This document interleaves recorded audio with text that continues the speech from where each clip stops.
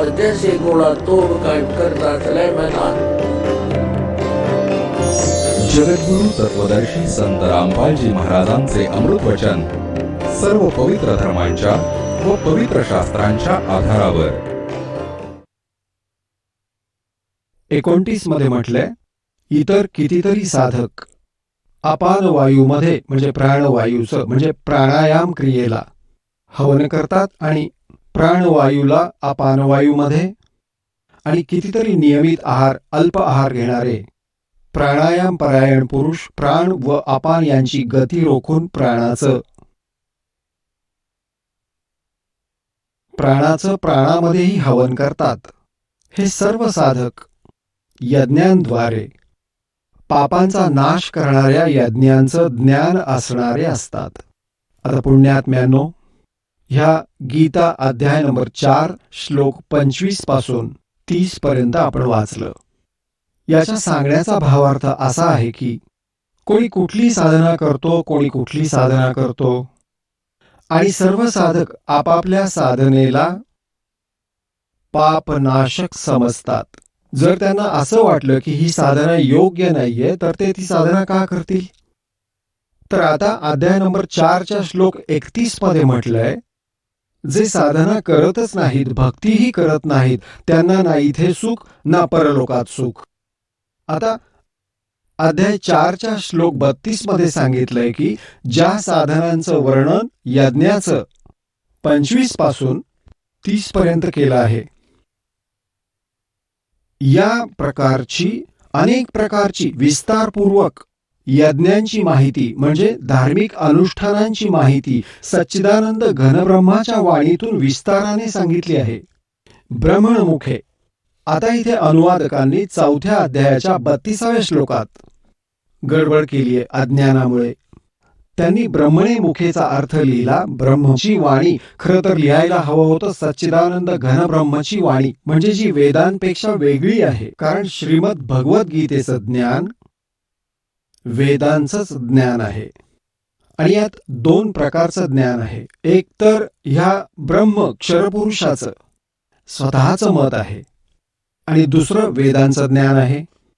जे वेदज्ञान आहे ते वेदांशी तुलना केलेलं आहे ते बरोबर आहे, आणि जे युद्ध करायला लावण्यासाठी त्याने काही अटकळबाजी करून सांगितलं की हे माझं मत आहे, अशी साधना जी मध्ये मध्येच सांगितली आहे, तर ते मत यांचं पण मत कनिष्ठ आहे. कारण तो स्वतःच म्हणतो की हे तत्वज्ञान तू तत्वदर्शी संतांकडून समजून घे.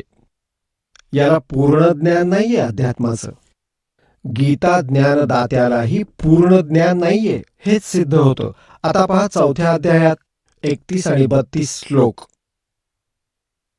श्रीमद भगवद्गीता 4था अध्याय आपण 30व्या श्लोकापर्यंत वाचलंय.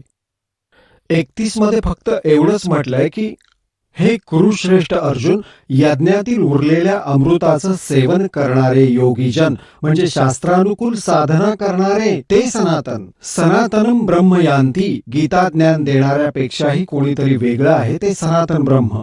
अविनाशी परमात्म्याला प्राप्त होतात. यज्ञ न करणाऱ्या पुरुषांसाठी, त्यांच्यासाठी तर हा मनुष्य लोकही सुखदायक नाहीये, तर मग परलोक कसा बरं सुखदायक असेल? आता 32 मध्ये 4थ्या अध्यायाच्या 32व्या श्लोकात त्यांनी इथं गडबड केली आहे. एवं बहुविधः यज्ञाः विततः ब्रह्मणमुखे. त्यांनी या ब्रह्मणमुखेचा अर्थ इथं चुकीचा लिहिलाय, आणि अशा प्रकारे इतरही अनेक प्रकारचे यज्ञ म्हणजे धार्मिक अनुष्ठानांची जाणकारी, ब्रह्मणमुखेचा अर्थ लिहिला वेदाची वाणी, हे चुकीचं लिहिलंय. इथे विचलित झाले ते. आता इथे हे पहा, ब्रह्मणेचा अर्थ आपण पाहूया त्यांनी सांगितलेला 17व्या अध्यायाच्या 23व्या श्लोकात. पहा पुण्यात्म्यांनो, हे पहा, हा अध्याय नंबर 17वा अध्याय नंबर 17 आणि 23व्या श्लोकात श्रीमद भगवद्गीता आहे. ओम तत् सत इति निर्देशः ब्रह्मणः त्रिविधः स्मृतः. वा. आता इथे ओम ओम तत् तत् सत सत इति म्हणजे असे. त्रिविध 3 प्रकारचे ब्रह्मण म्हणजे सच्चिदानंद घनब्रह्मचे नाव म्हटलं आहे. ब्रह्मण हा म्हणजे सच्चिदानंद घनब्रह्म म्हणजेच परम अक्षर ब्रह्म, पूर्ण परमात्मा, सच्चिदानंद घनब्रह्म. आता पुन्हा येऊया 4थ्या अध्यायाकडे. 32व्या श्लोकात 4थ्या अध्यायाचा हा 32वा श्लोक. आता आपण याचा अनुवाद इथे ठेवूया. अशा प्रकारे अनेक प्रकारचे यज्ञ सच्चिदानंद घनब्रह्मच्या वाणीतून पहा, सरळ अर्थ निघाला, विस्तारपूर्वक सांगितलंय. हे म्हणतात वेदाच्या वाणीत, पण वेदाचं ज्ञान हा गीता ज्ञानदाता तर देतच आहे. विस्तारपूर्वक सांगितलंय. त्या सर्वांना तू कर्म जाण वावा, म्हणजे काम करता करता चालता फिरता सिद्ध होणार आहे. अशा प्रकारे तत्वाने जाणून वावा. त्यांचं अनुष्ठान करून तू कर्मबंधनातून सर्वथा मुक्त होशील.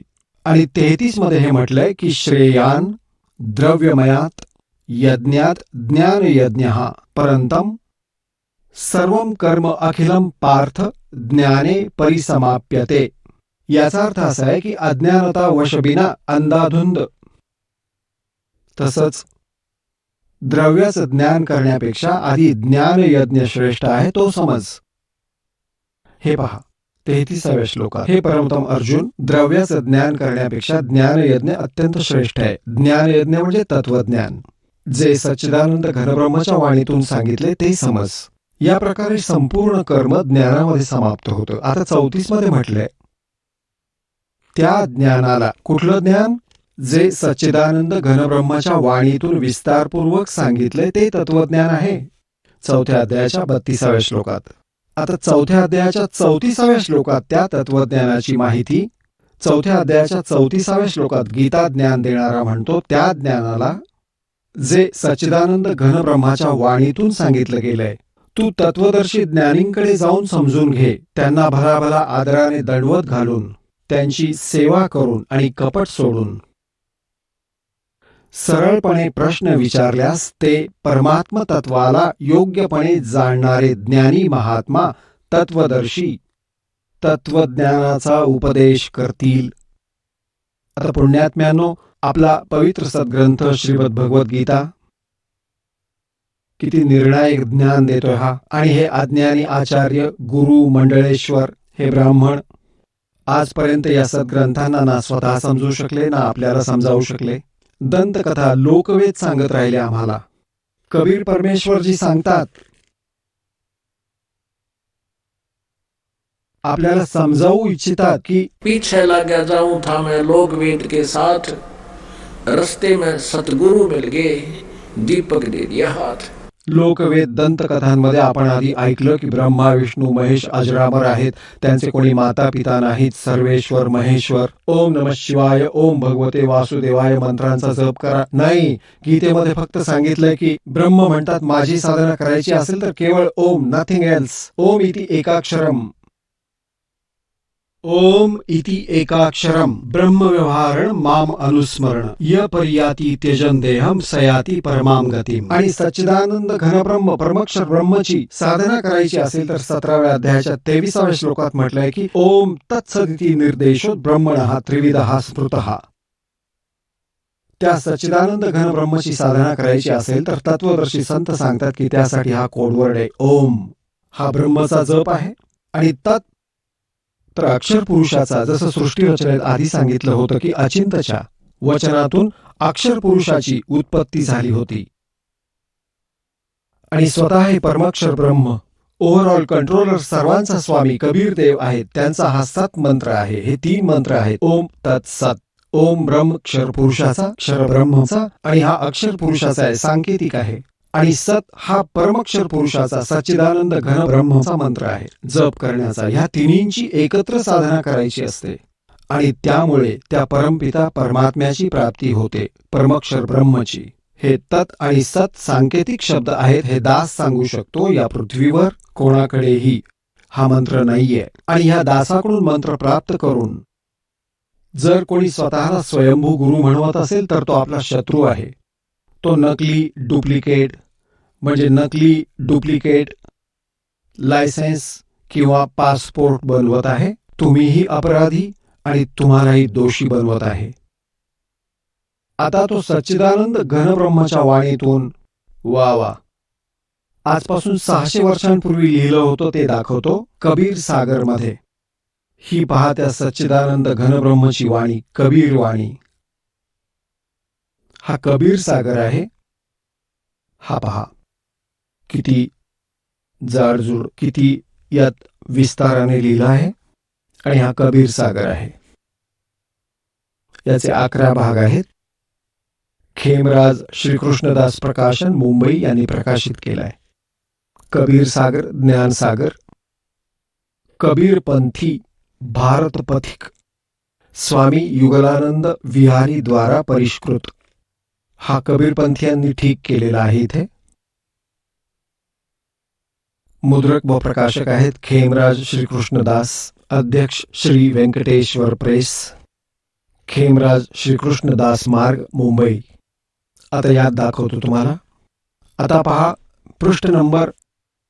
हा आहे ज्ञानबोध, कबीर सागर मधील ज्ञानबोध.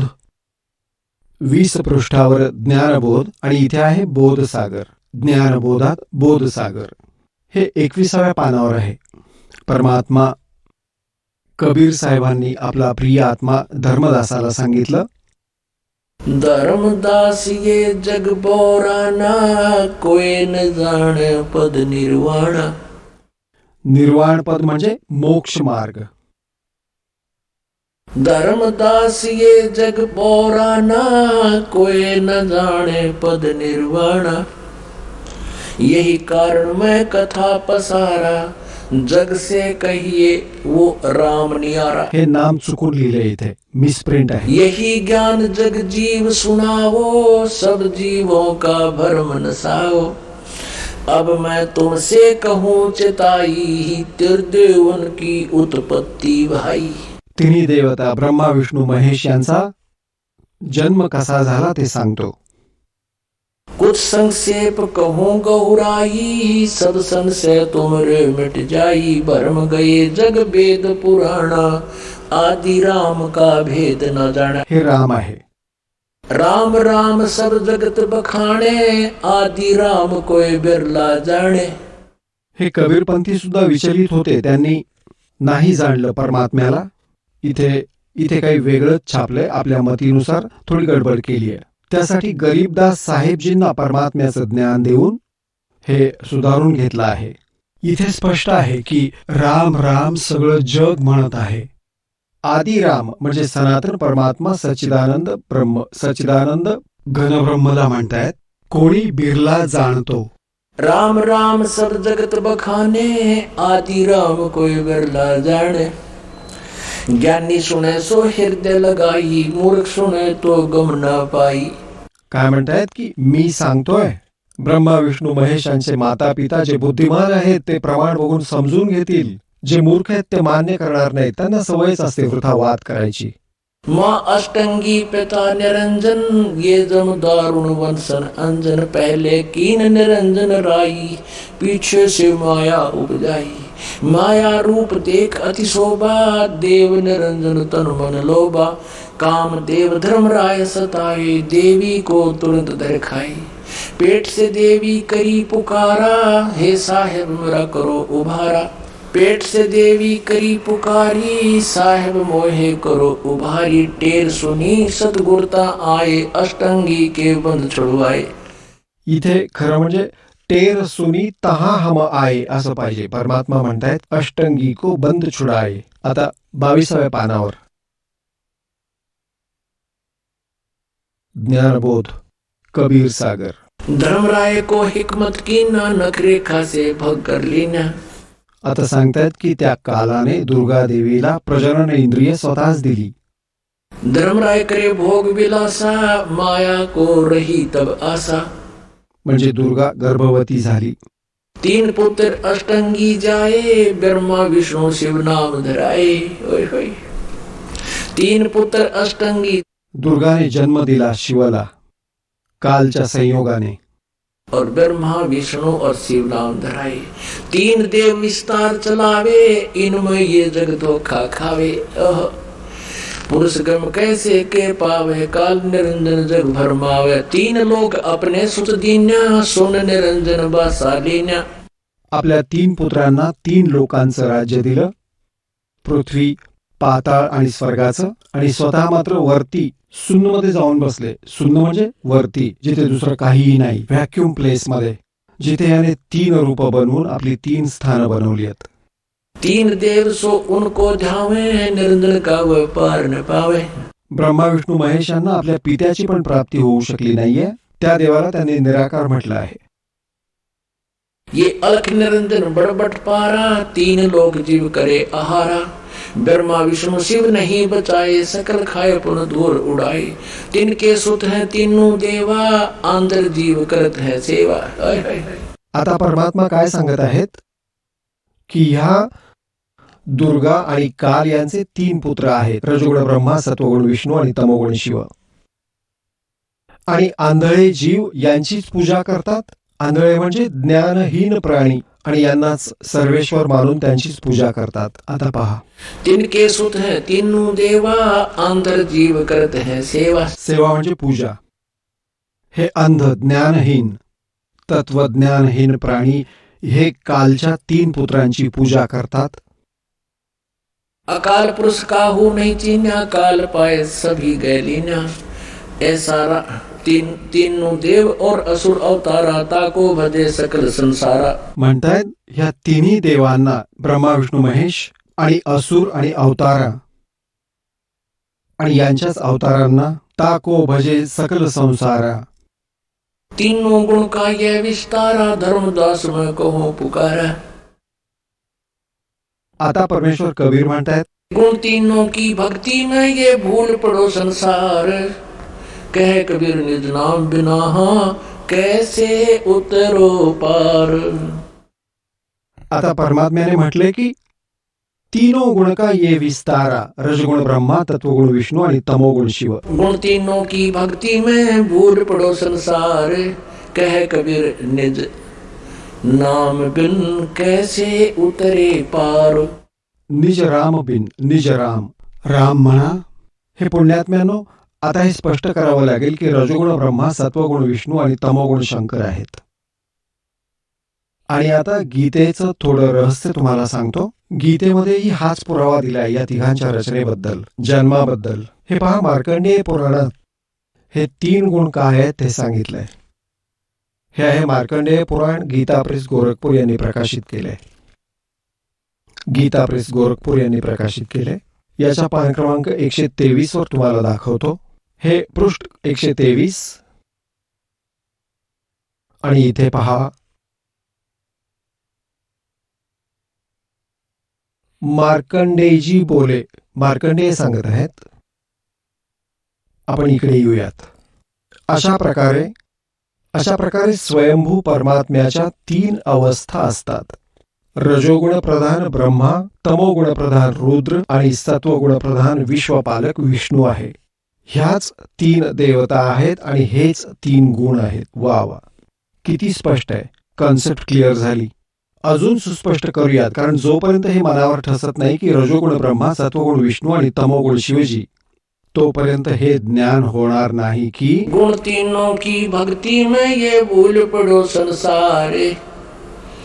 कह कबीर निज नाम बिना, कैसे उतरो पार। हे श्रीमद देवी भागवत हिंदी टीका सहित, यात संस्कृतही आहे, प्रथम भाग आहे. आणि हे कुठून प्रकाशित केलंय? अथ देवी भागवतम सभाष्टिकम समाहात्म्यम, खेमराज श्रीकृष्णदास प्रकाशन मुंबई 4 यांनी प्रकाशित केलंय. आता जाऊयात याच्या 3ऱ्या स्कंदाकडे. अथ श्रीमद देवी भागवते भाषा टीका युक्ते तृतीय स्कंध प्रारंभते. आता 3रा स्कंद प्रारंभ होतोय. यात पान क्रमांक 11 वर आहे. हे आहे 11वं पान. आणि भाषा टीकायुक्त तृतीय स्कंद अध्याय 5वा आणि मंत्र नंबर 8 आहे. हा 7वा श्लोक संपला आणि 8वा प्रारंभ झाला. भगवान शंकर आपली माता दुर्गा हिला म्हणतायत, हे माते, जर माझ्यावर नेहमी आपली कृपा आहे तर मला तमोगुण प्रधान का केलं, आणि ब्रह्माला रजोगुणयुक्त आणि विष्णूला सत्वगुणयुक्त का केलं. आता इथे पहा, हे संस्कृत आहे. आपण हिंदी वाचलं, हे संस्कृत आहे. 7वा श्लोक संपला आणि 8वा सुरू झाला. यदि दयाद्रमना न सदा अंबिके कथम अहम विहितश्च. अहम म्हणजे मी, मला कशा प्रकारे बनवलं. तमोगुणयुक्त, तमोगुण. आणि कमलज म्हणजे कमळापासून जन्मलेल्या ब्रह्माला रजोगुण संभव, रजोगुणी का बनवलं. सुविहित किमू सत्वगुणो हरी, आणि विष्णूजीला आपण सत्वगुणयुक्त का बनवलं. आता श्रीमद देवी भागवतातून हे स्पष्ट झालं आहे आणि श्री शिवपुराणातूनही स्पष्ट झालं की प्रकृती प्रधान दुर्गेलाच म्हणतात. आणि तिन्ही गुण रजगुण ब्रह्मा, सत्वगुण विष्णू आणि तमगुण शिवजी.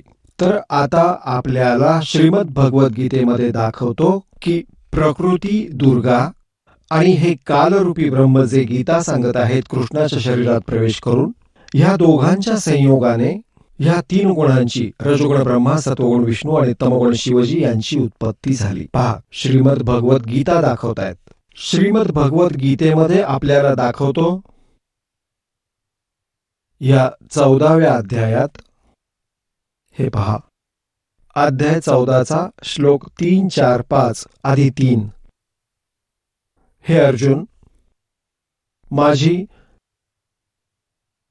महत ब्रह्मरूप मूळ प्रकृती, प्रकृती दुर्गा, सभी प्राणी भूतो म्हणजे सर्व प्राण्यांची योनी म्हणजे गर्भस्थान आहे मी, ह्या योनीमध्ये चेतन समुदायरूप गर्भाची स्थापना करतो.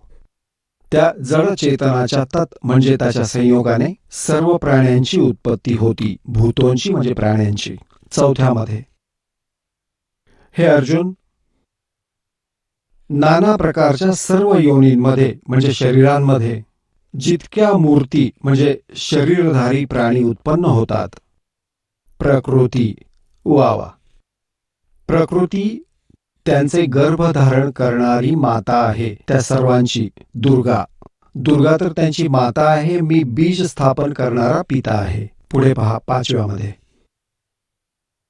हे अर्जुन, सत्वगुण विष्णू, रजोगुण ब्रह्मा आणि तमोगुण शंकर हे प्रकृतीपासून उत्पन्न, दुर्गेपासून उत्पन्न झालेले 3 गुण म्हणजे तिन्ही देवता वावा अविनाशी जीवात्म्याला शरीरात बांधून ठेवतात. म्हणजे कर्माप्रमाणे हे तिघे सत्वगुण विष्णू, रजोगुण ब्रह्मा आणि तमोगुण शंकर हे दुर्गेपासून जन्म झाले आहेत. त्यांचा जन्म झालाय.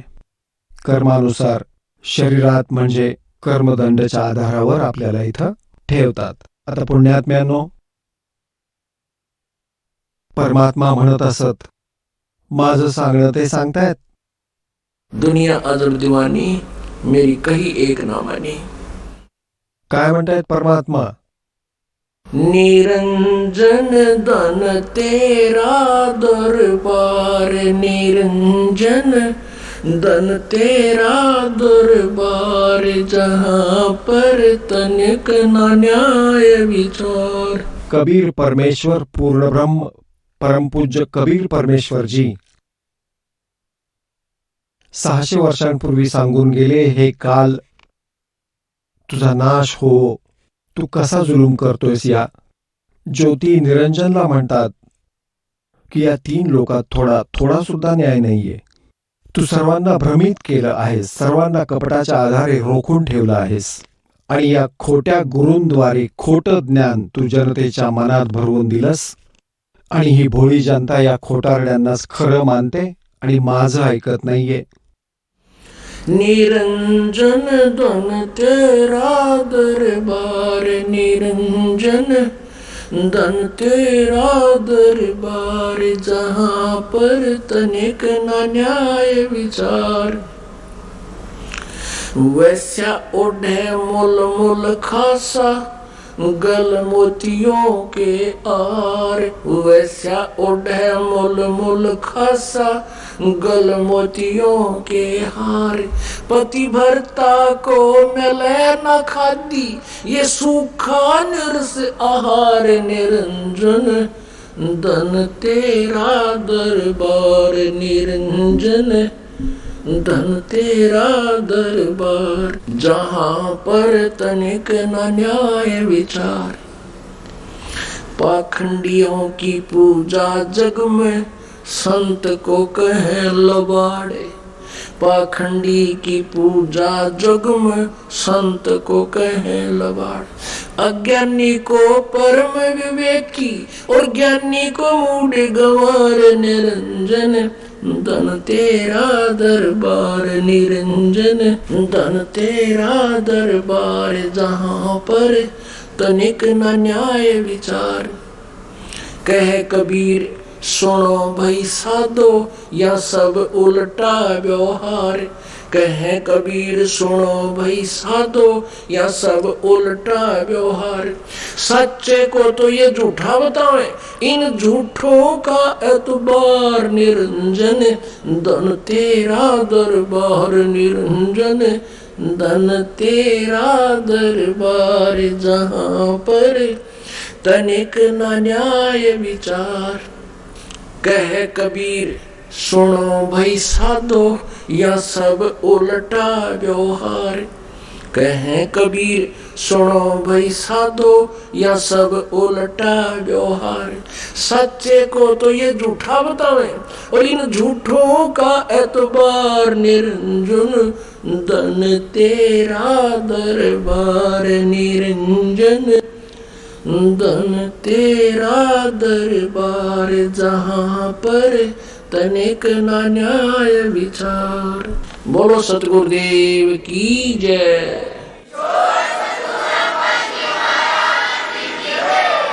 चला आता आपण त्या श्रद्धाळूंचे अनुभव जाणून घेऊयात, ज्यांनी जगद्गुरु तत्वदर्शी संत रामपालजी महाराजांकडून दीक्षा प्राप्त केलेली आहे, तसेच त्यांच्याद्वारा सांगितलेल्या भक्ती मार्गावर चालत आहेत. नमस्कार सतसाहेब. आपलं नाव? राजेश मदनलाल भावसार. आपण कुठून आलात? मी जिल्हा धुळे शांतीनगर येथून आलो आहे. संत रामपालजी महाराजांची गुरुदीक्षा आपण कधी घेतली? मी 2012 मध्ये डिसेंबर 2012 मध्ये संत रामपालजी महाराजांची दीक्षा घेतली. संत रामपालजी महाराजांची गुरुदीक्षा घेण्या अगोदर आपण व आपला परिवार कोणती भक्ती साधना करत होतात? यापूर्वी आम्ही सर्व देवी देवतांची साधना करत होतो. त्यापैकी मला लहानपणापासूनच अमर होण्याची इच्छा होती आणि त्यासाठी मी हिमालयात 7-8 वर्ष गेलो आणि त्या ठिकाणी अनेक सिद्धी साधना मी केल्या. जसं की तुम्ही सांगत आहात की तुम्हाला अमरत्व प्राप्त करायचं होतं आणि त्यासाठी तुम्ही हिमालयात तपाला गेलेत, तर या तपश्चर्येतून तुम्हाला काय सिद्धी प्राप्त झाल्यात?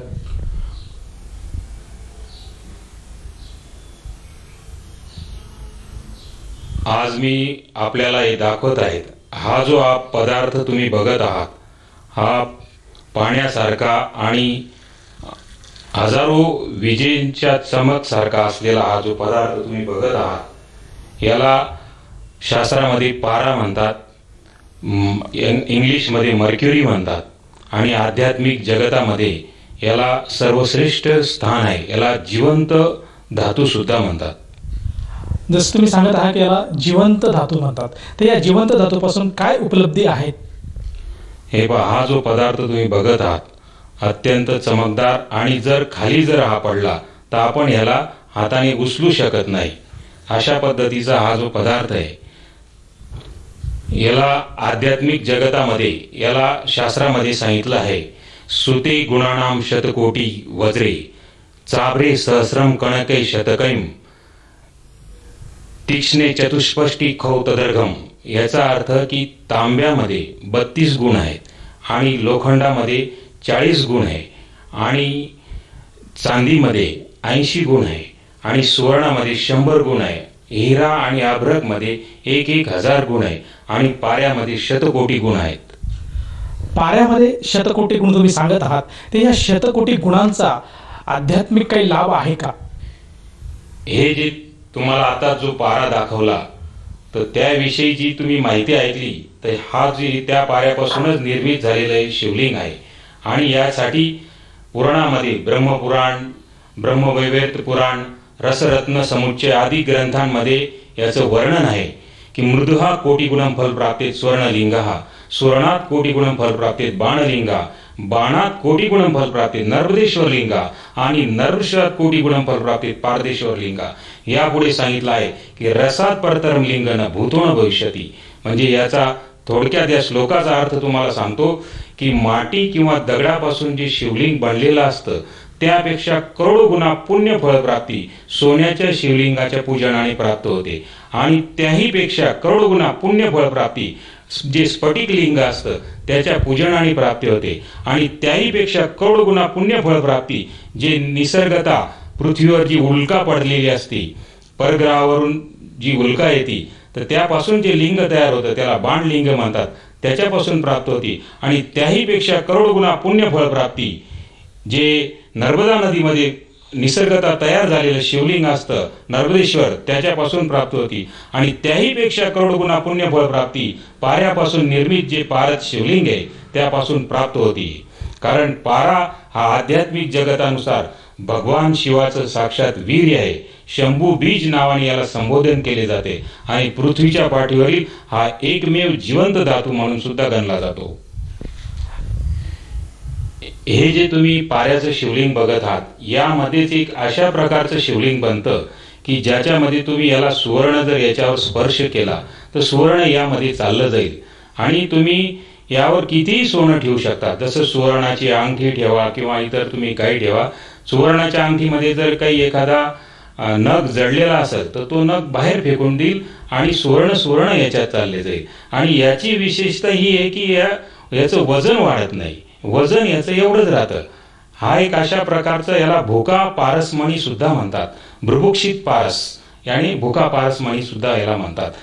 आणि शास्त्रामध्ये सांगितलं आहे लिंग कोटी सहस्रस्य यत् फलम सम्यगर्जनात् तत्फलम कोटी गुणितम रसलिंगार्चनात् भवेत् ब्रह्मात्या शतानि च गोहत्या सहस्राणि च तत्क्षण दिलयांती रसलिंगस्य समर्पयेत. म्हणजे यापेक्षा महान शिवलिंग, करोडो शिवलिंगांची पूजा करण्याच्या अपेक्षा जर पाऱ्याच्या शिवलिंगाचं जर पूजन केलं तर पृथ्वीवरील काय त्रैलोक्यात जेवढे शिवलिंग आहेत त्यापासून जे पुण्यफळ प्राप्त होईल ते केवळ या पाऱ्याच्या शिवलिंगाच्या पूजनानेच प्राप्त होऊन जातं. आणि ज्यांनी ज्यांनी काय प्राप्ती केली या विषयाचा मी सतत माझा शोध चालू राहिला.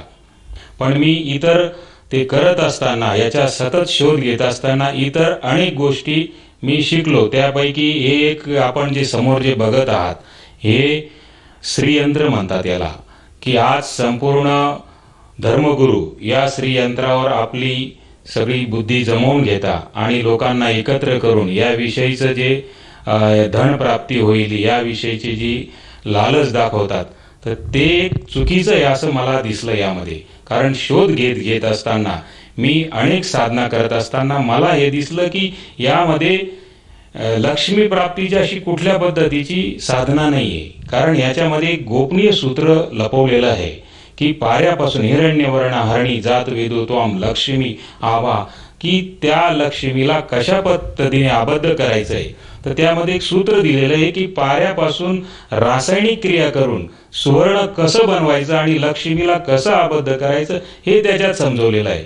त्याच्यामध्ये दिवा लावून आणि तुपाचा दिवा जाळून अशा पद्धतीने लक्ष्मीची पूजा करायची, अगरबत्ती ओवाळायची अशा पद्धतीने कुठलाही याच्यामध्ये दिलेलं नाही आहे. सर, जसं तुम्ही सांगत आहात की पाऱ्यापासून जे शिवलिंग निर्माण केलं त्या शिवलिंगाची पूजा केल्याने तुम्हाला बरेचसे लाभ मिळतात किंवा तुमची त्याला करोडो साधनेचं सुख प्राप्त होतं. परंतु तो तुमचा मूळचा जो प्रश्न होता की तुम्हाला अमरत्व प्राप्त करायचं होतं, तर ते अमरत्व तुम्हाला प्राप्त झालं का? नसेल तर त्यासाठी तुम्ही आणखीन काही भक्ती साधना केली का? नाही, मला जे उद्देश आहे ते मला प्राप्त झालं नाही आणि त्यापासून मला तसा लाभही प्राप्त झाला नाही. जो मला लाभ पाहिजे त्याला आध्यात्मिक याच्यानुसार की जे अमर बनण्याची जी प्रक्रिया याच्यासाठी मी जे काही प्रयत्न करत होतो ते मला याच्यातून प्राप्त झाला नाही. कारण ज्या वेळेस मला स्वतःलाच डायबिटीज झाला आणि मी दूध, तूप किंवा भात हे पदार्थ खाऊ शकण्यामध्ये असमर्थ झालो होतो, त्यावेळेस माझ्यापुढे प्रश्नचिन्ह निर्माण झाला. मला कुठल्याही पद्धतीचं अमृतत्व मिळालं नाही आणि माझा हा शोध चालूच राहिला. मी एक हे पुस्तक लिहिलं, देहसिद्धी, स्वर्णसिद्धी आणि रससिद्धी नावाचं. लोक माझ्याकडे जे येत होते, अनेक पूर्ण जगामधून विविध ठिकाणांहून हे लोक माझ्याकडून घेऊन जात होते. पाऱ्याचं शिवलिंग असो, श्रीयंत्र असो, ब्राह्मण लोक सुद्धा माझ्या पाया पडून हे शिवलिंग घेऊन जायचे. आणि मी जर साधारण वस्तू 1100ला दिली तर ती पुढे 2100ला किंवा अन्य जास्त किंमत घेऊन ते दिले जात होते. तर या पद्धतीने मी सर्व हे करत असताना जवळजवळ 3.5 लाखाच्या वर माझे शिष्य होऊन गेले आणि लोक मलाच भगवानसारखं पूजायला लागले होते. पण मला त्याचं आतून समाधान होत नव्हतं आणि माझा हा शोध चालूच होता. यापूर्वी मी जे काही करत असताना माझी महिमा एवढी झाली होती की मलाच लोक भगवानसारखे पूजायला लागले होते. तर मी एक आश्रम सुद्धा बनवला होता की रससिद्धांत ब्रह्मविद्या केंद्र म्हणून हा आश्रम बनवला.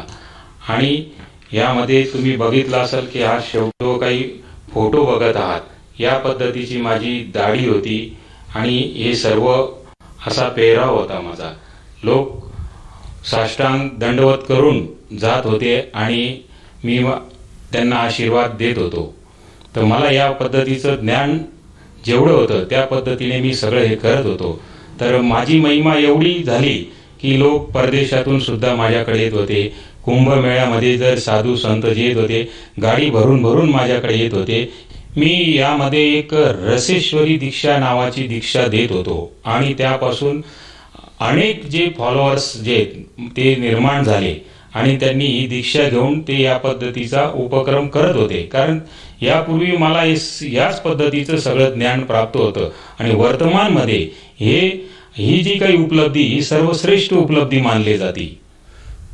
सर, या सिद्धी तुम्ही ज्या करत होतात त्यापासून तुम्हाला बरेचसे आर्थिक लाभ झाले आणि बरीचशी तुमची परिस्थिती पण व्यवस्थित होती, तरी सुद्धा तुम्हाला संत रामपालजी महाराजांच्या ज्ञानाकडे वळावं असं का वाटलं? एक दिवस असाच बसलेलो असताना टीव्हीवर संत रामपालजी महाराजांचं सत्संग चालू होतं. तर त्यावेळेस त्यांनी जे काही गोष्टी, जे श्लोक उच्चारण केला त्यांनी कि जो करते है त्रिदेव की भक्ति, उनकी कभी ना होवे मुक्ति. ये तीन के सुत है तीनों देवा, अंधे जीव करत है सेवा. तीनों देव असुर अवतारा, ताके भजे सकल संसारा. गुण तीनों की भक्ति में ये भूल पड़ा संसार. कहे कबीर निज नाम बिना तुम कैसे उतरो पार. या पद्धतीने ते श्लोक बोलत होते आणि मला एक माझ्या पायाखालची जमीन सरकून गेली. कारण मला ज्यावेळेस कळलं की ब्रह्मा विष्णू हे सुद्धा नाशवान आहेत आणि यांची सुद्धा जन्म मृत्यू होती आणि त्यांच्या अंतर्गत असलेले जेवढे बी त्यांचे भक्त आहेत, प्राणी, त्यांची सुद्धा मृत्यू होती. तर मला एक मोठा धसका बसला. कारण मी जे काही शिवापासून अमृतत्व प्राप्त करण्याची जी काही इच्छा घेऊन बसलेलो होतो, तर त्यावर मोठा आघात झाला आणि मी पुन्हा संत रामपालजी महाराजांचं सत्संग बघू लागलो. आणि अशाच पद्धतीने मला ते सत्संग अभ्यास करत असतानाच संत रामपालजी महाराजांकडे मी आकर्षित होऊ लागलो. संत रामपालजी महाराजांचं ज्ञान तुम्ही ऐकून भक्ती कधी घेतली आणि तुम्हाला काय कारण जुळलं की त्यामुळे तुम्हाला असं वाटलं की संत रामपालजी महाराजांचीच भक्ती स्वीकारावी?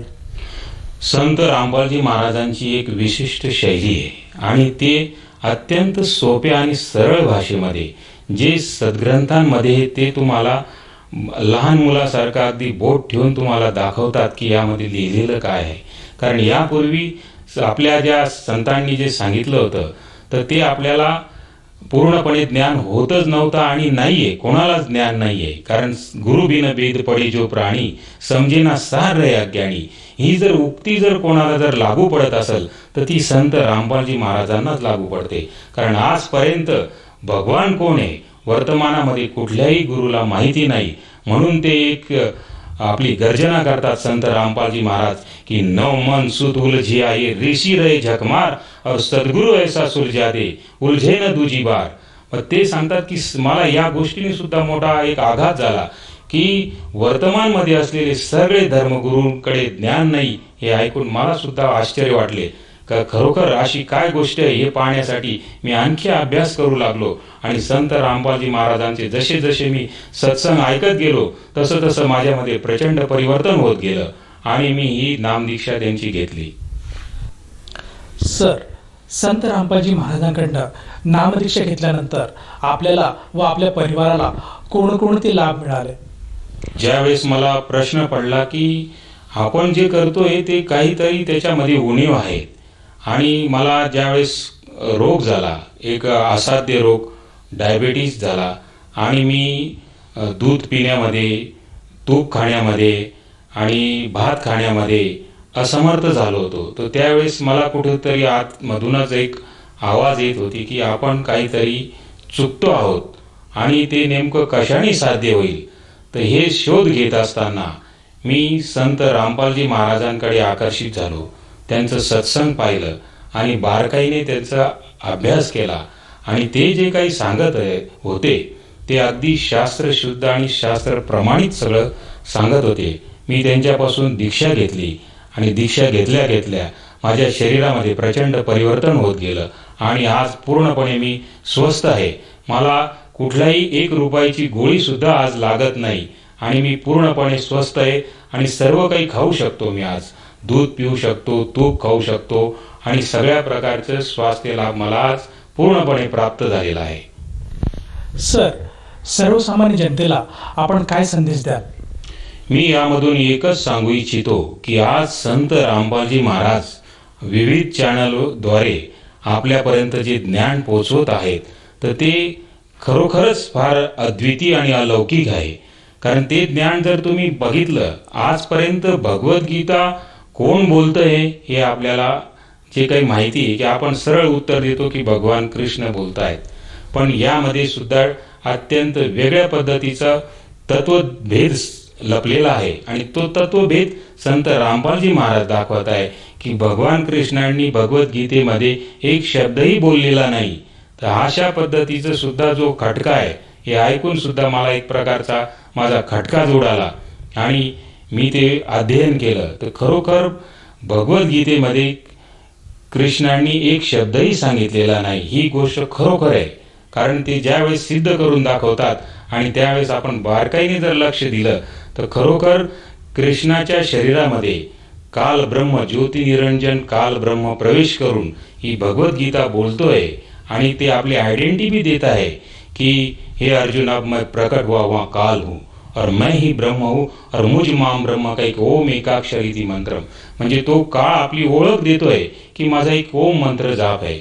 आणि भगवद्गीतेमध्ये जे ओम तत्सत जे आलेलं आहे तर आपण सर्व लोक ओमच्या बाबतीमध्ये या पृथ्वीवर जाणतो आहेत.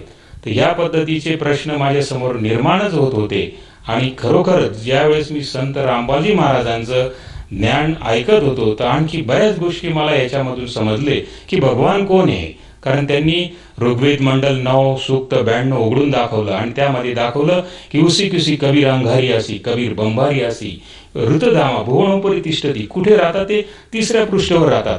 पहिल्या पृष्ठावर हे ओमवाले भगवान राहतात ज्याला कालब्रह्म म्हणतात, ज्याला आपण सर्वजण ओळखतो. आणि 2ऱ्या पृष्ठावर जे तत्वाले जे प्रभू आहेत त्याला अक्षर ब्रह्म म्हणतात आणि 3ऱ्या पृष्ठावर जे सतवाले प्रभू आहेत त्याला परमाक्षर ब्रह्म म्हणतात, म्हणजे पूर्ण परमात्मा. आणि ते कोण आहेत? ते कबीर देव आहेत.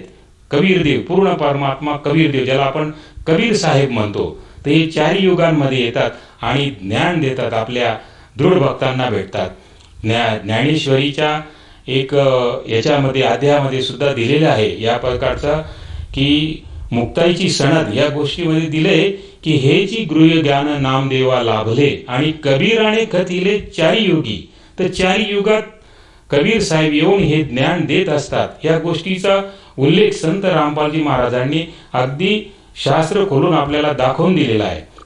दुसरी गोष्ट की समर्थांनी रामदास स्वामींनी सुद्धा, समर्थ रामदास स्वामींनी ही गोष्ट आपल्या याच्यात सांगितली आहे. पण आज तथाकथित संपूर्ण महाराष्ट्रामध्ये लोक बैठकीला तर जातात पण त्यांना ही गोष्ट माहिती नाही की समर्थ रामदास स्वामी काय सांगतायत. की त्यांनी सांगितलंय की कवेश्वर स्तवन मध्ये दिलेलं आहे की आता वंदू कवेश्वर शब्द सृष्टीचे ईश्वर ना तरी हे परमेश्वर वेदावतारी. वेदांमध्ये ज्यांची महिमा आहे ते हे कवेश्वर कवी देव भगवान आहेत. आणि हेच समर्थ रामदास स्वामी सुद्धा सांगत आहेत की हे परमेश्वर आहे. तर आम्हाला माझी प्रार्थना आहे की जे लोक समर्थ रामदास स्वामींना फॉलो करतायत, त्यांचे अनुयायी आहेत, तर समर्थ रामदास स्वामी जे सांगतायत ते हे जे की हे परमेश्वर आहेत, कबीर देव परमेश्वर आहे. आता वंदू कवेश्वर शब्द सृष्टीचे ईश्वर, ना तरी हे परमेश्वर वेदावतारी. वेदांमध्ये ज्यांची महिमा आहे हेच संत रामपालजी महाराज आपल्याला वेद उघडून दाखवत आहे. ते सांगताय की उसी कुसी कबीर अंगारियासी, कबीर बंभारियासी, कुळ हृतधामा भुवन उपरी तिष्ठती. तिसऱ्या पृष्ठावर हे राहतात. तर हे अंगारियासी म्हणजे पापांचा नाश करणारे, बंभारियासी म्हणजे बंधनापासून मुक्त करणारे. अमर परमात्मा जर कोण असेल तर कबीर देव आहेत. आणि हे संत रामपालजी महाराज दाखवत आहे. आणि ते दाखवल्यामुळे हा संपूर्ण समाजामध्ये एक प्रकारचा संघर्ष छिडलेला आहे की आपण जे आतापर्यंत केलेलं ते बरोबर आहे का, हे जे संत दाखवत आहे प्रमाणासहित ते बरोबर आहे. तर जे आपण हे केलेलं आहे तेही बरोबर समजा पण अपूर्ण आहे. आणि जे संत रामपालजी महाराज सांगतायत ते पूर्ण आहे. आणि पूर्ण परमात्म्याची भक्ती केल्याशिवाय, पूजन केल्याशिवाय आपल्याला मोक्ष होऊ शकत नाही, तुम्ही अमर होऊ शकत नाही. हे तितकंच सत्य आहे. हे संत रामपालजी महाराज आपल्याला जागोजागी आणि पावलोपावली आणि आपल्या सद्ग्रंथांच्या सगळ्या पानापानावर दाखवत आहे की कबीर देव हेच पूर्ण परमात्मा आहे, हेच भगवान आहे. आणि हेच आदी गणेश पण हे जे, आणि आदी राम पण हे जे. तर ते आदी राम कोणी बिरला म्हणजे कोणी वेगळाच संत जाणतो, याविषयी ते जानकारी देत आहेत की खरोखर तेच त्यांच्या अतिरिक्त आदिराम कोण आहे, आदी गणेश कोण आहे, जगदंबा कोण आहे. तर जगदंबा म्हणजे सगळ्यांची आई. त्वमेव माता पिता त्वमेव बंधुच्च सखा त्वमेव. असं जर काही कोणाला लागू पडत असेल श्लोक तर ते म्हणजे पूर्ण परमात्मा कबीर देव आहे. आणि भगवद्गीतेमध्ये ज्याचं वर्णन सांगितलेलं आहे, गीता अध्याय 15च्या ह्याच्यामध्ये दिलेलं आहे की 16 आणि 17 मध्ये दिलेलं आहे की ओम आणि तत्, ब्रह्म आणि परब्रह्म हे दोन्ही नाशवान प्रभू आहेत. आणि परमाक्षर ब्रह्म, उत्तम पुरुष ते अन्य, या दोन्हींपेक्षा जे अन्य उत्तम पुरुष आहे, उत्तम पुरुष ते अन्य परमात्मा ती उद्धारते, त्यांना परमात्मा म्हणतात. तर हे भगवद्गीतेत स्पष्टपणे दिलेलं आहे की परमात्मा या दोन्हींपेक्षा अन्य आहेत.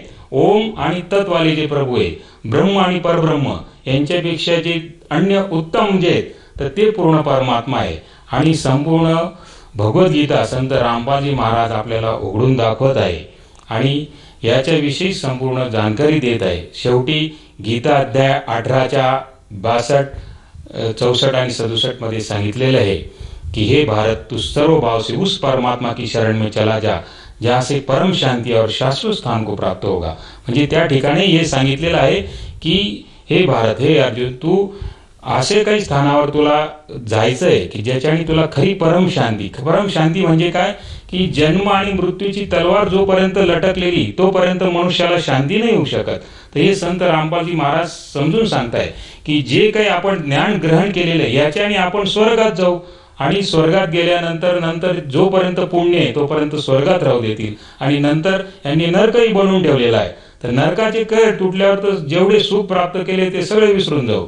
आणि एवढ्यानी यांचं समाधान होत नाही, त्यांनी 84 बी बनवलेली आहे की त्यामध्ये तुम्हाला काय बनवतील, गधा, कुत्ता, सुवर या पद्धतीचं कुठलंही शरीर तुम्हाला लावून टाकतील. तर यांच्याच तोंडाचा न्याय आहे की स्वर्ग जे दाखवलेलं आहे ते आपल्याला एक स्वर्गाचं चॉकलेट, जसं लहान मुलाला आपण चॉकलेट दाखवून त्याच्याकडून काही आपण करून घेतो तर तशा पद्धतीचं हे स्वर्ग नावाचं चॉकलेट आहे. आणि त्यानंतर ब्रह्मलोक मध्ये बी सीधं सांगितलंय भगवद्गीतेमध्ये की ब्रह्मलोक में भी गए हुए प्राणी वापस पुनरावृत्ती में आ जाते. ते वापस येऊन जातात, त्यांचा मोक्ष होत नाही. आणि हे संत रामपालजी महाराज सांगतायत. म्हणून हे व्यर्थ ठरतं. एकदम तुम्हाला चुकीचं म्हटल्याने हे वेगळं वाटत असेल पण अशा अर्थाने चुकीचं आहे की त्या अमर परमात्म्याच्या ज्ञानापुढे हे शून्य ज्ञान माहिती पडतं. तर तशा अर्थाने हे चुकीचं आहे किंवा हे व्यर्थ समजलं जातं. या ठिकाणी आपल्याला याचं खूप महत्व आहे आणि खूप वाटतं बी तसं. पण ज्यावेळेस तुम्ही तत्वज्ञान संत रामपालजी महाराजांकडून समजून घ्याल आणि समजेल तुम्हाला, तर मनुष्य जीवन याच्यासाठी मिळालेलं आहे की तुम्ही खरोखर अमर परमात्म्याचं पूजन करून आणि पुढचा मोक्ष प्राप्त करणं. मोक्ष म्हणजे काय की कुठल्या तरी सागरामध्ये विलीन होऊन जाणं नाही. कारण आतापर्यंतच्या ज्या काही व्याख्या होत्या त्या अशाच प्रकारच्या होत्या. तर मोक्ष म्हणजे तुम्हालाही अशी सृष्टी वरती पण आहे. जशी इथे मनुष्य प्राणी आहेत तसे अमर लोक मध्ये सुद्धा सृष्टी आहे आणि तिथले भगवानही मरत नाही आणि तिथले माणसंही मरत नाही. अमर शरीर प्राप्त होऊन जाणे म्हणजे खरा मोक्ष आहे. तर या ठिकाणचे भगवानही मरतात आणि माणसंही मरतात. याला मृत्यूलोक म्हणतात किंवा याला भवसागर म्हणतात. भवसागर म्हणजे काय? दुःखाचा सागर. स्पष्टपणे इथलेच लोक सांगतायत की हे ज्ञान भवसागर म्हणजे काय? दुःखाचा सागर. जसं मिठाच्या सागरमध्ये साखरेचं खांड सापडणार नाही, तसं इथे दुःखाच्या अतिरिक्त काही नाही, हेच लोक कबूल करतायत. आणि यांच्यानुसार आपण जर वागत गेलो तर दुःखाच्या सागरमध्ये काय घेऊन खाणार? की तुम्ही जे गटांगळ्या खातायत की कुठल्याही पद्धत थोडंसं तुम्हाला वरती आल्यानंतर थोडासा श्वास येतो तर तेवढंच बरं वाटतं आणि पुन्हा पुन्हा डुबतात. तर हा भवसागर आहे, दुःखाचा सागर आहे. सुख नावाची वस्तू इथे नाही, हे संत रामपालजी महाराज समजून सांगताय. म्हणून तुम्हाला ते तत्वज्ञान प्राप्त झाल्यावर तुमची इथली आस्था सुटल आणि ती आस्था सुटल्यानंतर नियमानुसार अंत समयमध्ये ज्या प्रभूची मध्ये तुमची आस्था असेल त्या प्रभूच्या लोकाला तुम्ही चालले जाल. तर हे तुम्हाला संत रामपालजी महाराज ज्ञान देत आहेत की तुमची इथली आस्था, कारण नियम असा आहे या पृथ्वीवरचा, याला कर्मसृष्टी म्हणतात, की जसं तुम्ही कर्म कराल आणि जशी तुमची आस्था अंत समयमध्ये असेल तसे तुम्हाला ती प्राप्ती होऊन जाईल. जर तुम्हाला ब्रह्मा विष्णू महेशचं ज्ञान असेल तर तुम्ही स्वर्गात जाल आणि स्वर्गापासून तर तुम्हाला आता कळालंच आहे की नंतर तुम्ही नरकात बी जाल आणि नंतर 84 मध्ये बी जाल. तर हे अपूर्ण ज्ञान एवढंच सांगताय की त्यांना कळकळ आहे, परमात्म्याला कळकळ आहे की माझे पोरं ह्या लोकांमध्ये अडकून पडलेले आहेत, तर त्यांना काढण्यासाठी ते कोशिश करतायत. तर आपल्याला अपूर्ण ज्ञान या काळ भगवाननी अशा पद्धतीने देऊन ठेवलंय, तर आपण तेवढीच इच्छा करतो आणि तेवढंच आपल्याला प्राप्त होतंय. कारण याला एक महत्वपूर्ण अशी एक गोष्ट आपल्यापासून लपवलेली, तर याला 1,00,000 लोकांचा रोज आहार करावा लागतो, ज्याला आपण काळ म्हणतो. भगवद्गीतेत तो म्हणतो ना की ज्यांनी विराट रूप ज्यावेळेस दाखवलं तर त्यावेळेस अर्जुन म्हणतो तुम ऐसे कैसे प्रभु, तुम तो देवताओं को खा रहे, मनुष्यों को खा रहे, इवन राक्षसों को भी खा रहे, और वही तुम्हारे आगे हाथ जोड़े हुए अपनी मंगल की कामना कर रहे, तुम उन्हीं को खा रहे. म्हणजे अर्जुन सांगतोय की बा तुम्ही असे कसे प्रभू आहात की जे लोक तुमच्या पुढे हात जोडून उभे आहेत आणि तुम्ही त्यांनाच खातायत. तो उत्तर देतो की अर्जुन, मी प्रकट झालेलो काळ आहे. तर 18 करोड लोक हा महाभारतामध्ये खाऊन गेला आणि आपण याचीच पूजा करतोय. हा स्वतः बोलतोय, परमात्म्याने याच्या अंतःकरणामध्ये आपल्याला जे बोलून घ्यायचंय ती वाणी याच्या अंतःकरणामध्ये फॅक्स केली असं समजा, आणि तो बोलतोय की तो मी भगवान नाही असं स्पष्टपणे सांगतोय तो. पण आपल्याला हे समजत नाही, कुठल्या धर्मगुरूला आजपर्यंत समजलं नाही. तो सांगतोय की अर्जुन अब मैं प्रकट हुआ वहां काल हूं, मैं ही ब्रह्म हूं और मुझ माम ब्रह्म कैक ओम एकाक्षरी मंत्रम. मी त्रिगुणमयी मायाने लपलेला असतो, कधी कोणासमोर येत नाही, अव्यक्त राहतो. म्हणजे तो प्रकट असून बी तो समोर येत नाही. आणि ही जी लपून राहण्याची जी काही माझी गोष्ट आहे ही अनुत्तम आहे, उत्तम नाही, हे स्पष्टपणे दिलेलं आहे त्याच्या भगवद्गीतेमध्ये.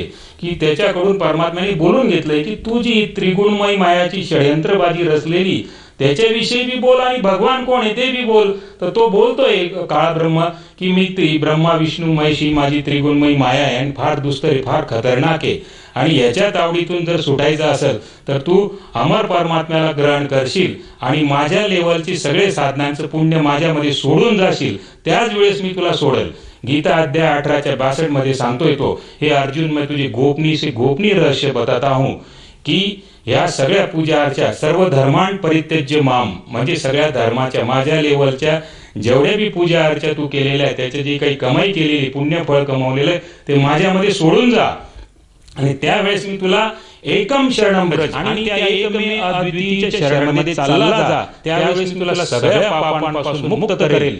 अशा पद्धतीने हा काळ ब्रह्म सांगतोय. कारण अमर परमात्म्याच्या शरणमध्ये जाण्याची ग्वाही आपण देऊ आणि इथले पुण्य त्याची कमाई केलेली त्याला वापस सोडून जाऊ, तरच तो सगळ्या पापातून मुक्त करेल. आणि पाप नाश झाल्याशिवाय मोक्ष होऊ शकत नाही. तर पाप नाश करण्याची इथे साधना नाहीये. कारण तुम्ही कुठल्याही धर्मगुरूला विचारा, शेवटी तुमचं काम जर नाही झालं, तुमचा रोग नाहीसा नाही झाला, तर ते तुम्हाला सरळ सांगतील की तुम्हारे कर्मों में तुमको भोगना नहीं पडेगा. जे तुमच्या कर्मात आहे ते तुम्हाला भोगावं लागेल. आणि जर आपल्याला भोगायचं आहे तर मग पूजा अर्चा कशासाठी लावलेल्या आहेत विचार करा तुम्ही. तर हे खरोखर आजपर्यंत जे आपण करत होतो तर हे खरोखर वायफळ आहे, व्यर्थ आहे आणि अगदी कवडीचं ज्ञान नाही असं समजा तुम्ही. आजपर्यंत मी या ज्ञानाला खूप हे समजत होतो, लोक मला पूजत होते, माझ्याकडून ते दीक्षा प्राप्त करून घेऊन जात होते. कारण हे असं वर्णन याच्यामध्ये दिलेलं असल्यामुळे हे सगळं मी करत असताना सुद्धा ज्यावेळेस पूर्ण परमात्म्याचं तत्वज्ञान समोर आलं आणि त्याच्याशी तुलना झाली तर त्यावेळेस कळायला लागलं की हे खरोखर अतिशय कवडी मुलाचं 2 कवडीचं ज्ञान नाहीये आणि आपण यालाच कवटाळून बसलेलो आहोत. तर माझी प्रार्थना आहे, सर्व जनतेला प्रार्थना आहे की आपण तथाकथित या देवी देवतांना हे काही आपले दुश्मन नाहीयेत, हे भाऊबंधू आहेत. पण जसा एक भाऊ दुसऱ्या भावाचा आदर करेल आणि माता पित्याचं पूजनीय बघल तर त्या पद्धतीने पूर्ण परमात्मा कबीर हे आपले माता पिता आहेत. आणि माता पिता समोर दुसऱ्या 4 लोकांना तुम्ही म्हणून बघा हे बी माझी माता पिता, हे बी माझी माता पिता, तर माता पिताला आवडेल का? नाही आवडणार. तशाच पद्धतीने संत रामपालजी महाराज सांगताय की अमर परमात्मा हे पूजनीय आहे आणि बाकी देवी देवता हे आदरणीय, सन्माननीय, पूजनीय नाहीये. हेच एवढंच सांगताय संत रामपालजी महाराज की आपण जे काही देवी देवतांचं करतोय हे आदरणीय, सन्माननीय, पण पूजनीय फक्त एक अमर परमात्मा. हेच भगवद्गीतेत सांगितलंय की अर्जुन उस अमर परमात्मा के अलावा अन्य किसी देवी देवता का पूजन नहीं करना है. अनन्य भावने, अनन्य म्हणजे काय, त्यांच्यासारखी पूजनीय असता अन्य दुसऱ्या देवी देवतांमध्ये नको, बस एवढंच सांगितलंय. जसं एखाद्या घरामध्ये स्त्री आपल्या पतीमध्ये एक वेगळा भाव असतो आणि देर जेठ यांच्यामध्ये वेगळा असतो. देर जेठ तिच्यासाठी आदरणीय झाले, सन्माननीय झाले आणि पती तिच्यासाठी पूजनीय झाला. या पद्धतीने सगळं हे आपलं कुटुंब आहे, परमात्म्याचं जसं कुटुंब आहे तर तशा पद्धतीने हे आपल्या इथे व्यवस्था ठेवली आणि आपण याच व्यवस्थेमध्ये अडकून पडलेलो आहोत.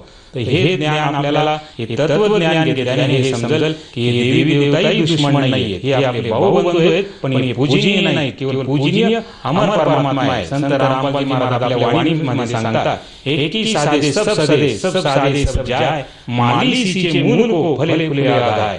तर त्या मुळाला जर तुम्ही पाणी टाकलं, मुळाची जर पूजन केलं तर सर्व देवी देवतांचं पूजनाचं फळ प्राप्त होईल. आणि जर एखाद्या देवी देवताला तुम्ही पूजन केलं तर तोच देवी देवता तुमच्या हृदयात राहील आणि तेवढंच फळ तुम्हाला प्राप्त होईल. तर ही सोपा मार्ग तुम्हाला संत रामपालजी महाराज सांगताय की सर्व देवी देवतांचं पूजनाचं फळ आणि अमर परमात्म्याचं पुण्य फळ जर प्राप्त करायचं असेल तर एक अमर परमात्म्याला पूजा, अन्य दुसऱ्या देवी देवताला पूजना तर तेवढा लाभ होईल. त्याला 4 आणि 8 आपण लाभ म्हणू शकतो. आणि हे जे तुम्हाला खरोखर अनमोल, त्याला हिरा समजा किंवा लाल समजा, असं हे ज्ञान आहे.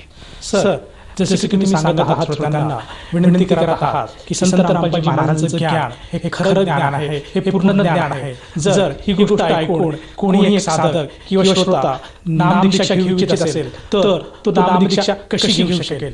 आपल्या टीव्हीच्या पडद्यावर आपल्याला जे काही नंबर दिसतील त्या नंबरांवर जर तुम्ही डायल केले तर तुम्हाला संपूर्ण महाराष्ट्रामध्ये प्रत्येक जिल्ह्यामध्ये संत रामपालजी महाराजांची नामदान केंद्र उघडले आहेत. आणि त्यापासून तुम्हाला माहिती मिळेल की आपल्या जवळच्या अंतरावर, हाकेच्या अंतरावर तुम्ही ती गोष्ट, त्यांची नामदीक्षा घेऊ शकतात, ज्यामध्ये तुम्हाला 1 रुपयाचाही खर्च नाहीये. उलट त्यांच्याकडून मिळालेले मंत्र कार्ड, तुम्हाला ती प्रार्थना पुस्तिका, फोटो वगैरे संपूर्णपणे मोफत दिले जाईल.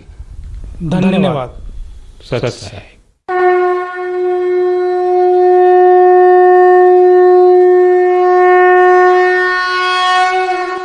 आपण ऐकत होता जगद्गुरु तत्वदर्शी संत रामपालजी महाराजांचे मंगल प्रवचन. निःशुल्क नामदीक्षा प्राप्त करण्यासाठी आणि अधिक माहितीसाठी संपर्क करा 7030303951 7030303952. आमची वेबसाईट आहे www.jagadgururampalji.org. सर्व पवित्र धर्मांच्या व पवित्र शास्त्रांवर आधारित प्रमाणित अनमोल पुस्तक ज्ञानगंगा किंवा जगण्याचा मार्ग यापैकी कोणतेही एक पुस्तक निःशुल्क मागवण्यासाठी आम्हाला आपले पूर्ण नाव, पूर्ण पत्ता, पिनकोड सहित आणि फोन नंबर लिहून 70